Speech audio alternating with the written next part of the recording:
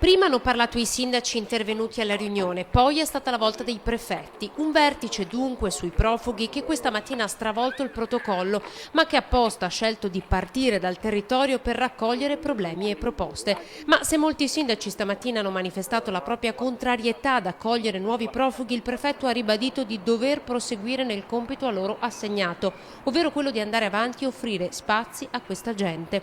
Noi proseguiamo nella linea di favorire questa accoglienza diffusa, utilizzando lo strumento convenzionale e quindi le strutture del volontariato, laico, cattolico, di altro tipo, e i piccoli alberghi. Quello che chiediamo ai sindaci è di poter, proprio perché sono vicini al territorio, alle comunità, alle persone, ecco, di poter condividere questa impostazione. L'obiettivo del tavolo di coordinamento regionale era trovare nuovi posti per i nuovi arrivati, 50 stamattina. È ad un livello diverso che deve essere gestito il fenomeno, noi siamo in serie difficoltà anche alla luce delle difficoltà economiche in cui versiamo, i continui tagli che vengono fatti agli enti locali da parte del governo, il fatto che i nostri cittadini sono in difficoltà, quindi noi veramente non riusciamo a gestire questo fenomeno e siamo indisponibili. Il sindaco di Casalserugo e rappresentanza dell'Anci Veneto ha raccolto e portato a Venezia il no dei sindaci.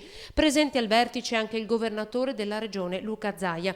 Stasera il Partito Democratico di Padova accenderà 700 lumini intanto per ricordare le vittime della tragedia del mare di domenica.